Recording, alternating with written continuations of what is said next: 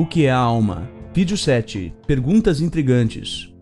No vídeo anterior, nós abrimos ao público a oportunidade de fazer perguntas sobre a alma. Não sei por que motivo, não houve perguntas realmente relevantes que já não tivessem sido respondidas nos vídeos anteriores. Acredito que possa ter sido porque o assunto foi explicado minuciosamente. Ainda assim, eu peguei alguns pontos de alguns comentários e formulei perguntas em cima deles. Vamos lá. Pergunta 1. Se o que será ressuscitado é a alma pessoa com um novo corpo dado por Deus, como posso ter certeza de que a pessoa ressuscitada no novo mundo não será uma cópia da pessoa anterior? Resposta: porque não existe cópia de pessoa ou alma. Cada alma é única. Não pode haver um clone de uma alma ou de uma pessoa, embora possa haver um clone de um corpo.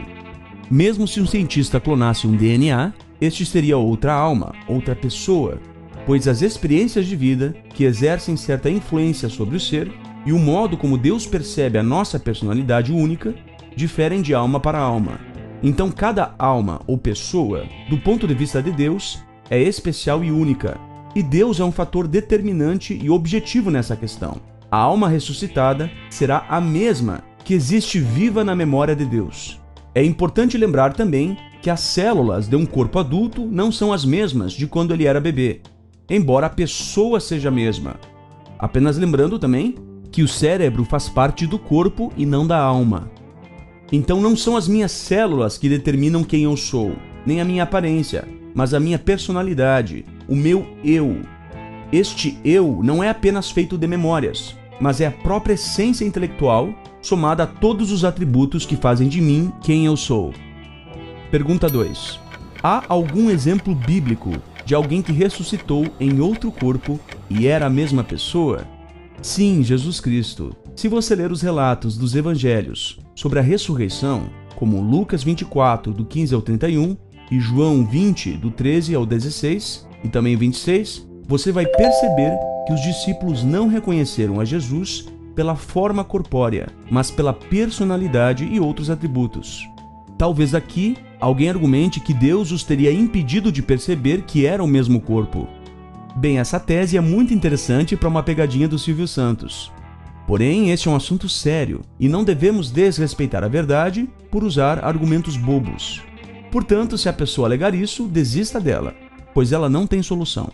Claramente, Jesus não foi ressuscitado no mesmo corpo, mas ainda assim era a mesma pessoa ou alma que fora ressuscitada em outro corpo, o qual era apropriado para sobreviver no mundo espiritual.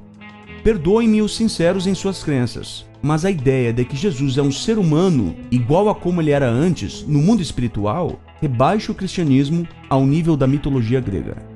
Pergunta 3. As pessoas ressuscitadas terão a mesma aparência que tinham antes de morrer? A construção genética será a mesma, porém não haverá erros genéticos. Então uma pessoa que neste mundo tem síndrome de Down não terá a mesma aparência. Aqueles que serão levantados para o mundo celestial não terão a mesma aparência, pois seus corpos serão invisíveis aos olhos humanos. Pergunta 4. Os anjos são almas?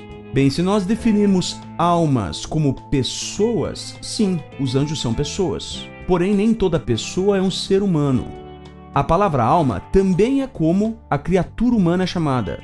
Os seres celestiais não são criaturas humanas, embora sejam pessoas. Então a resposta vai variar de acordo com o sentido que você usar a palavra alma. Pergunta 5. Onde as publicações da organização definem alma como pessoa virtual, conforme você definiu? Existe realmente isso de pessoa virtual ou é uma invenção sua? Na verdade, as publicações da organização definem a alma como pessoa, em oposição ao corpo físico, conforme diz o estudo perspicaz. Eu apenas acrescentei a palavra virtual para fins educativos, pois fica mais fácil de entender. Portanto, quando eu falei pessoa virtual, eu quis dizer simplesmente pessoa, como entidade consciente e vida inteligente, conforme definem os léxicos sobre a alma.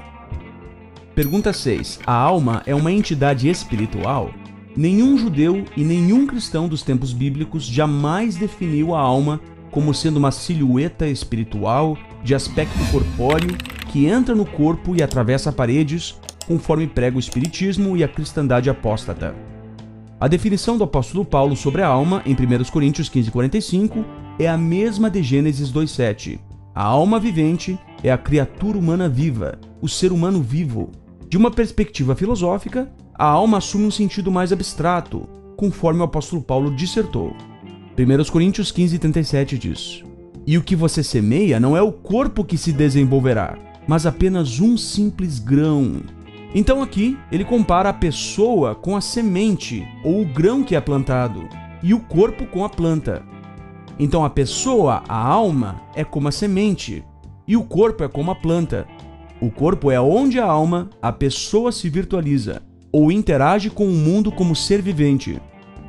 As descobertas científicas nos ajudam a observar que a alma não é uma entidade espiritual, autoconsciente e separada do corpo, conforme muitos filmes retratam. Embora o intelecto e a personalidade não sejam entidades físicas, tudo que a ciência nos revelou até hoje é que a consciência é totalmente dependente do cérebro saudável. Se você sofrer um acidente, você pode perder a memória. Algo que não faz sentido se suas lembranças estivessem presentes numa parte espiritual e autoconsciente em vez do cérebro. Visto que um acidente cerebral causa inconsciência, não há nenhum motivo para pensar que algo espiritual, autoconsciente e autossuficiente sobrevive à morte do cérebro. Quando seus pais se uniram numa relação íntima, você herdou informações de cada um deles. Então o seu eu, sua alma, sua pessoa, procede de seus pais. Grande parte da sua personalidade, do seu eu, é herança genética. Se o meu eu, minha alma, minha pessoa, fosse uma entidade espiritual, independente, autoconsciente, a genética não teria papel nenhum na formação do ser. Então, apesar do meu eu não ser físico, ele não é espiritual, mas intelectual e virtual, além de ser totalmente dependente e influenciável pela minha genética. Portanto, se o meu corpo não puder mais suportar a vida, o meu eu morrerá, e eu passo a existir somente na memória de Deus. É importante deixar claro que a Bíblia não diz em parte alguma que a alma é espiritual, imortal e autoconsciente. A Bíblia diz justamente o contrário. Pergunta 7. Apenas o corpo vai ao Seol, Hades ou sepultura, ou a alma também vai? A Bíblia diz, Salmo 49:15, "O próprio Deus remirá a minha alma da mão do Seol." Atos 2:27, "Não deixarás a minha alma no Hades." Estes textos falam da ressurreição. Na Bíblia não há separação e independência entre alma e corpo, como se o corpo fosse a sepultura e a alma para outro lugar. A alma, a pessoa, é totalmente dependente do corpo para estar viva e consciente. Se o corpo não puder mais sustentar a alma, ela morre. Portanto, a alma vai à sepultura no sentido de morrer. Pergunta 8. A alma é imortal? Não há absolutamente nada na Bíblia que ateste isso. Há sim passagens bíblicas que são usadas para defender essa crença, mas elas estão sujeitas à interpretação subjetiva. O que a Bíblia diz de forma inambígua, porém, é justamente o oposto. A alma é mortal, destrutível. Você pode pausar este vídeo aqui e analisar um por um desses textos que eu vou colar aqui na tela, começando em Gênesis 12:13 até Revelação ao Apocalipse 16:3. Veja um por um desses textos que falam que a alma morre. O que acontece é o seguinte: às vezes a pessoa pega um texto da Bíblia que, se for interpretado de uma perspectiva imortalista, aparenta fazer sentido. Então a pessoa se agarra com todas as suas forças naquela passagem e ignora todas as outras passagens que expressam de forma inambígua exatamente o contrário. É semelhante a um julgamento onde a acusação apresenta 99 provas incontestáveis e objetivas de que o réu é culpado, e a defesa apresenta uma evidência que talvez poderia significar que o réu é inocente, mas que não necessariamente significa, pois também possui explicação coerente com a acusação. Então o júri ignora todas as 99 provas objetivas, mas se agarra a um único argumento que talvez indique inocência, mas que não necessariamente indica. A Bíblia diz clara e abertamente várias e várias vezes que a alma é mortal, destrutível. Ignorar ou tentar reinterpretar todas essas passagens é nada além de hipocrisia. Pois bem, essas foram algumas das perguntas que eu achei interessante abordar. Não sei ainda se haverá um próximo vídeo, mas talvez haja. Se houver um próximo vídeo, eu vou tentar dissertar sobre alguns textos polêmicos sobre a alma. Um grande abraço e fiquem em paz.